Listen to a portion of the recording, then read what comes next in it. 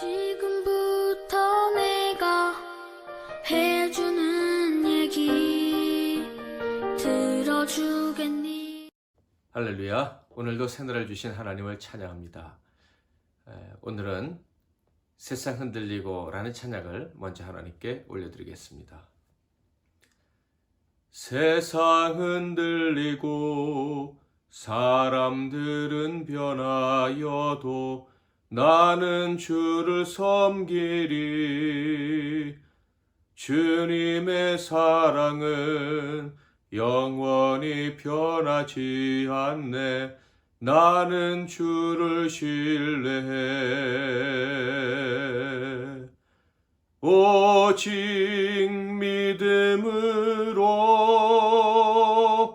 믿음으로 내가 살리라. 오직 믿음으로 내가 살리라. 믿음은 들리고 사람들 주를 떠나도 나는 주를 섬기리. 주님의 나라는 영원히 쇠하지 않네. 나는 주를 신뢰해. 오직 믿음으로 내가 살리라. 오직 믿음으로 내가 살리라. 아멘. 오늘 하나님께서 주시는 은혜의 말씀은 구약성경 하박국서 1장 1절부터 11절까지 말씀이 되겠습니다. 하박국 1장 1절부터 11절까지 말씀입니다. 제가 4절까지만 봉독해 드리겠습니다. 선지자 하박국이 묵시로 받은 경고라. 여호와여, 내가 부르시져도 주께서 듣지 아니하시니 어느 때까지리이까? 내가 강포로 말미암아 외쳐도 주께서 구원하지 아니하시나이다. 어찌하여 내게 죄악을 보게 하시며 패역을 눈으로 보게 하시나이까? 겁탈과 강포가 내 앞에 있고 변론과 분쟁이 일어났나이다. 이러므로 율법이 해이하고 정의가 전혀 시행되지 못하오니 이는 악인이 의인을 애워쌌으므로 정의가 굳게 행하여짐이니이다. 아멘. 오늘은 오직 믿음으로 살리라, 오직 믿음으로 살리라는 제목으로 하나님 말씀을 상고하겠습니다. 오늘부터는 하박국서를 묵상하게 되겠습니다. 하박국의 내용은 잘 몰라도 이 구절만큼은 아실 거예요. 2장 4절 말씀. 보라, 그의 마음은 교만하며 그 속에서 정직하지 못하나 의인은 그의 믿음으로 말미암아 살리라. 사도 바울이 로마서 1장 17절에서 바로 이 하박국서의 말씀을 인용해서 오직 의인은 믿음으로 말미암아 살리라고 외쳤던 것입니다. 이 하박국서는 다른 선지서들과 달리 특징이 하나 있는데 대화체로 되어 있다는 거예요. 이해할 수 없는 상황들에 직면해서 이 하박국 선지자는 하나님께 질문을 하고 대답을 얻고, 질문을 하고 대답을 얻고, 그리고 하나님께 찬양을 올려드리면서 마무리하는 이런 구조로 되어 있습니다. 다른 예언서들과는 아주 구별이 많이 되는 특별한 형식입니다. 그런데 이렇게 이해할 수 없는 것들에 대해서 질문하는 이 모든 과정 속에서 가장 중요한 것이 한 가지가 있었습니다. 바로 그게 아까 읽었던 2장 4절 말씀이에요. 오직 믿음으로 살리라. 인생을 살아가다 보면 저와 여러분에게는 많은 질문들이 있고, 그 질문들의 대부분은 이유를 알 수 없는, 답을 알 수 없는 질문들일 수 있습니다. 그러나 그때도 우리는 미리 마음을 정해야 됩니다. 그때도 내가 믿음으로 살겠다. 나는 오직 믿음으로 살 것이다. 하나님께서 답을 주시지 않고 하나님이 주시는 답이 내 상식과 맞지 않는다 할지라도 내 기대하고 전혀 맞지 않는다 할지라도 나는 믿음으로 살겠다 하는 결단이 있었으면 좋겠습니다. 예수 그리스도의 보혈의 은총으로 말미암아 의인된 나는 오직 믿음으로 살리라. 내가 살 방법은 그것밖에 없다. 라는 고백을 할 수 있는 은혜가 저와 여러분에게 있기를 축복합니다. 1절을 한번 볼까요? 선지자 하박국이 묵시로 받은 경고라. 하박국이라는 선지자가 등장을 하지요. 그의 이름은 씨름하다라는 의미라고 여겨집니다. 그러니까 하나님과 씨름했다. 하나님께 질문 얻으려고 애썼다. 이런 하박국의 이미지가 그의 이름과 잘 어울린다는 생각이 듭니다. 하박국 선지자는 눈물의 선지자 예레미야와 동시대에 사역했던 선지자입니다. 당시 왕은 전형적인 폭군으로 알려진 18대 왕인 여호야김입니다. 이 여호야김이 있을 때 아수르를 굴복시킨 바벨론이 온 세계를 괴롭히고 있을 때였죠. 그래서 이 나라 백성들은요, 물론 나라도 마찬가지였지만 이 바벨론 때문에 아주 힘든 시간을 보내야만 했습니다.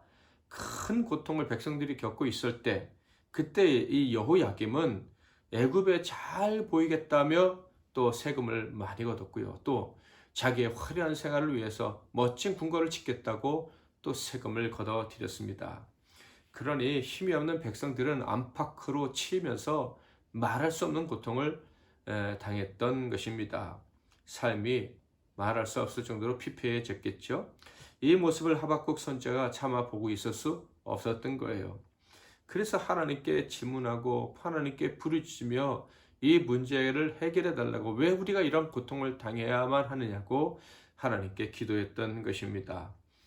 그런데 다음과 같은 질문에도 답을 얻지 못해서 그는 참 답답했던 것입니다. 어떤 질문일까요? 이렇게 악한 자가 힘을 얻어 약한 자들을 괴롭히는데 왜 하나님은 침묵하고 계시느냐 하는 거예요. 악한 자들이 더 활개치고 약하고 의로운 자들은 고통을 당하는데 왜 정의로우신 하나님이 아무런 대책도 세우지 않고 그냥 내버려 두시느냐 하는 것이었습니다. 그래서 그는 엎드려 하나님께 기도하면서 질문했어요. 2절, 여호와여, 내가 부르짖어도 주께서 듣지 아니하시니 어느 때까지리이까? 내가 강포로 말미암아 외쳐도 주께서 구원하지 아니하시나이다. 2절의 내용이 무엇입니까? 하나님께 부르짖어 기도했는데 하나님이 응답하지 않으신다는 거예요. 어느 때까지리까 하는 거 보니까 오래전부터 부르짖으며 기도했던 것 같습니다. 이 악한 자의 횡포에서, 힘 있는 자들의 횡포에서 약한 자들을 건져달라 하는 기도였겠죠. 하박국 선지자는 이런 악행을 자신이 선지자로 섬기던 때에 목격한다는 것이 참 비통하게 느껴졌던 것 같습니다. 3절을 볼까요? 어찌하여 내게 죄악을 보게 하시며 패역을 눈으로 보게 하시나이까? 겁탈과 강포가 내 앞에 있고 변론과 분쟁이 일어났나이다.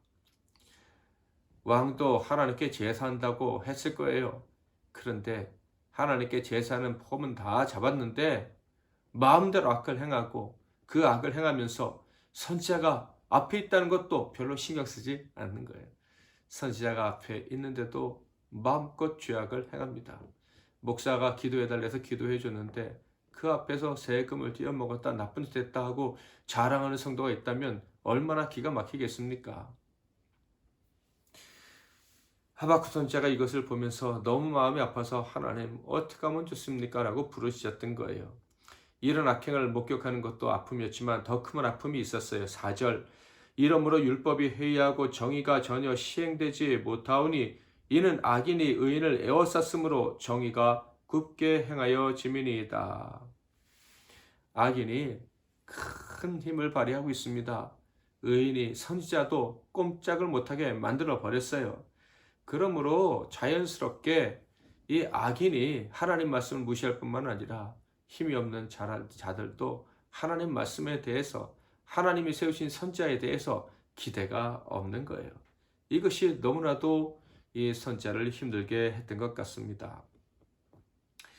기가 막힌 것은 악한 자들, 하나님의 말씀을 무시하는 자들이 말씀대로 살아가는 자들을 에워쌌다, 이렇게 기록되어져 있어요. 선지자만 에워쌌겠습니까?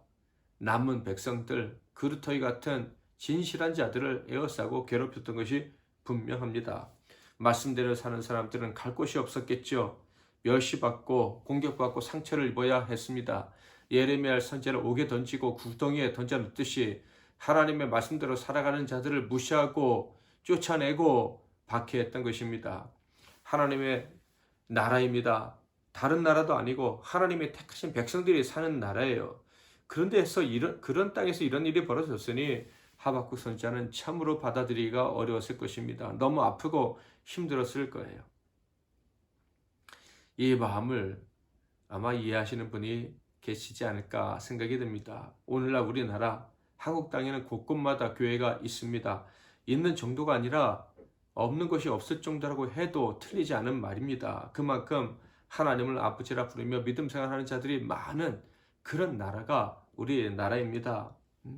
흰 옷 입은 백성들이 주일날 성경을 옆에 들고서 예배당을 향해서 가는 모습을 보고 동방이 예루살렘이라고 했던 그런 나라가 우리나라고, 그때보다도 지금 더 많은 사람들이 하나님을 섬기고 있어요. 그런데 불의가 사라지지 않고 있습니다. 심지어 소위 믿는 자들이라고 하는 자들에게서 무서운 행위들이 목격되기도 합니다.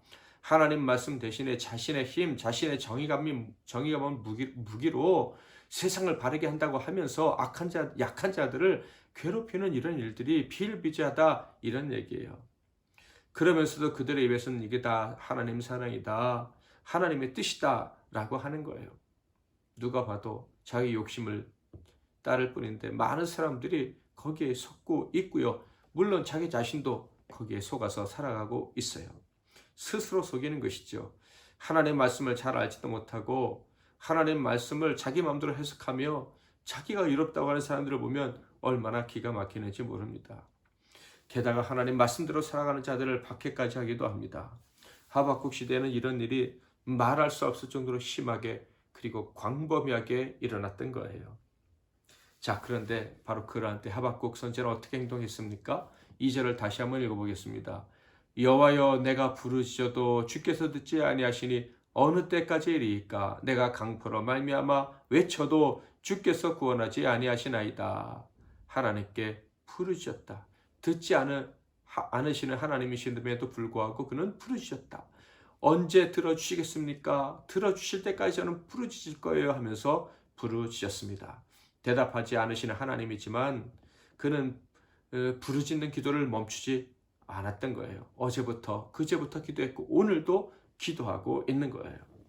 사랑하는 성도 여러분, 억울한 일을 당할 때 내가 정말 의로운 자라면 택할 방법은 하나밖에 없습니다. 그것은요, 바로 기도하는 거예요.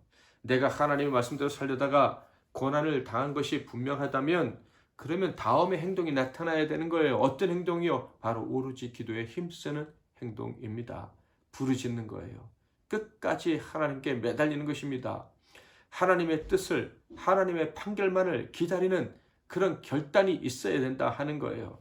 그것이 악에 대처하는 가장 효과적이고 강력한 방법입니다. 불의가 가득한 세상을 고치는 유일한 방법입니다. 게다가 그것은 하나님을 기쁘시게 해드리는 거예요. 하박국이 약한 자들을 괴롭히며 하나님 말씀에 순복하며 살려는 의들을 압제할 때 포기하지 않고 부르짖어 기도하자 어떤 일이 벌어지게 됩니까? 드디어 하나님이 대답해 주시는 일이 벌어졌어요. 5절부터 10절까지만 읽어보겠습니다. 여호와께서 이르시되 너희는 여러 나라를 보고 또 보고 놀라고 또 놀랄지어다. 너희의 생전에 내가 한 가지 일을 행할 것이라. 누가 너희에게 말할지라도 너희가 믿지 아니하리라. 보라, 내가 사납고 성급한 백성 곧 땅이 넓은 곳으로 다니며 자기의 소유가 아닌 거처들을 점령하는 갈대아 사람을 일으켰나니. 갈대아 사람이 바로 바벨론 사람들을 말하죠. 그들은 두렵고 무서우며 당당함과 위엄이 자기들에게서 나오며 그들의 군마는 표범보다 빠르고 저녁 이리보다 사나우며 그들의 마병은 먼 곳에서부터 빨리 달려오는 마병이라. 마치 먹이를 움키려 하는 독수리의 나름과 같으리라. 그들은 다 강포를 행하러 오는데 앞을 향하여 나아가며 사람을 사로잡아 모으기를 모래같이 많이 할 것이요, 왕들을 멸시하며 방백을 조소하며 모든 견고한 성들을 비웃고 흉벽을 쌓아 그것을 점령할 것이라. 하나님께서 대답해 주셨어요. 영원히 침묵하시는 하나님이 아니시라는 것을 알려주셨죠. 하박국은 하나님이 영원히 침묵하시는 분이 아니구나 하는 것을 깨달았을 거예요. 그리고 침묵의 이유도 알게 됩니다. 하박국 때문이 아니라는 거예요. 하나님이 침묵하셨던 이유는 바로 범죄한 유다에 대한 심판의 계획을 세우고 계셨기 때문이에요. 심판의 도구는 바로 바벨론 갈대아 사람들이었죠. 그러니까 하나님께서 외면하고만 계셨던 것이 아니에요. 심판을 준비하셨고 한편으로는 회개하기를 기다리고 계셨던 거예요. 이스라엘은 바벨론에 의해서 심판을 받게 됩니다. 칼로 심판을 받게 됩니다. 그런데 이스라엘의 불의에 대해서 심판의 칼로 사용되는 바벨론은 어떤 운명을 맞이하게 될까요? 그것을 먼저 말씀해 주십니다. 11절. 그들은 자기들의 힘을 자기들의 신으로 삼는 자들이라. 이에 바람같이 급히 몰아 지나치게 행하여 범죄하리라. 그들 역시 칼을 사용한 죄, 즉 자신의 힘으로 자신들이 생각하는 정의를 세우려 한 죄 때문에 심판을 받게 될 것임을 암시하는 말씀입니다. 여러분, 공의는 어떻게 세워지게 됩니까? 이 땅에 악이 어떻게 물러나가게 되고 진정한 의의가 이 땅에 세워지게 됩니까? 오직 부르짖음으로 세워진다는 것을 기억하시기를 바랍니다. 하나님의 공의와 사랑을 믿고 하나님께서 회복시켜 주실 줄 믿고 부르짖는 자들의 기도를 통해서 공의는, 정의는 세워진다 하는 거예요. 한마디로 오직 믿음으로 세워지는 것입니다. 겸손한 믿음이죠. 하나님의 도우심만을 구하는 믿음입니다. 여전히 우리 주변에서는 불의가 목격됩니다. 그래서 그 분노와 근심이 찾아오는 순간이 점점 많아지는 것 같다 하는 생각도 듭니다. 그러나 이런 부조리를 고치고 공의로운 세상을 만드는 길은 또 다른 힘이 아니라 오직 믿음으로 부르짖는 기도뿐임을 기억하시기를 바랍니다. 최근 우리를 분노케 하는 일이 많이 일어납니다. 그러므로 지금이야말로 기도해야 할 때임을 기억하시기를 바랍니다. 가족과 교회는 물론 이 사회, 이 나라, 이 땅에 하나님의 진정한 사랑과 공의, 공평이 이루어지기를 바란다면 다른 날 말고 오늘 지금 당장 부르짖어 기도하는 저와 여러분이 되어야 할 것입니다. 하루를 시작하기 전에 여러분의 기도 제목을 가지고 기도하겠지만 특별히 이 땅에 공의가 세워질 수 있도록 기도하는, 믿음으로 기도하는, 우리를 통해서 공의가 세워지도록 기도하는 저와 여러분이 되기를 바랍니다. 세상 흔들리고 찬양 한번 더 하겠습니다. 2절만 찬양하겠습니다. 믿음 흔들리고 사람들 주를 떠나도 나는 주를 섬기리. 주님의 나라는 영원히 쇠하지 않네. 나는 주를 신뢰해. 오직 믿음으로 내가 살리라. 오직 믿음으로 내가 살리라. 오직 의인은 믿음으로 말미암아 살리라. 오직 의인은 믿음으로 말미암아 살리라. 기도 제목을 드리겠습니다. 첫째로 세상의 부조리에서 우리와 우리의 이웃들을 건져달라고 기도하겠습니다. 오직 믿음으로 부르짖는 우리의 기도를 들으시사 이 땅의 부조리에서 우리와 우리 이웃들을 건져달라고 기도하겠습니다. 정신대 위안부 할머니들이 평생 슬픈 인생을 사셨는데 요새 더 슬프지 않을까 하는 생각이 듭니다. 그들을 위로하시고 노년에 하나님을 만나 진정한 위로를 얻을 수 있게 해달라고, 이 땅에서의 슬픈 날들이 천국에 가면서 다 잊혀지고 보상받는 진정한 보상을 누리는 그 복을 받기 위해 하나님 꼭 만나 주시기를 원한다는 기도하겠습니다. 기도를 드리겠습니다. 그런 이 땅에서 고통을 당하는 하나님도 못 만나서 더 힘든 수렁에 떨어지는 많은 사람들을 위해서 기도해 주시기를 바라고요. 세 번째로는 오늘 하루의 삶을 주님께 맡기면서 오늘 우리가 만나야 될 사람들, 그리고 우리가 있는 곳에 참 정의가 세워질 수 있게 해달라고 이 시간에 기도하겠습니다. 제가 먼저 기도하고 여러분 각자 기도하시다가 주기도문을 마치고 하루를 시작하시길 바랍니다. 기도하겠습니다. 하나님 아버지, 죄악 많고 기준이 분명하지 못한 우리 눈으로 보기에도 세상에는 너무나도 많은 불의가 있습니다. 하나님, 더러운 우리들이, 죄악된 우리들이 이 불의의 세계를 고칠 수 없음을 겸손히 고백하고 하나님께 부르짖으오니 하나님 이 땅을 고쳐 주시옵소서. 예수 그리스도의 이름으로 기도하옵나이다. 아멘.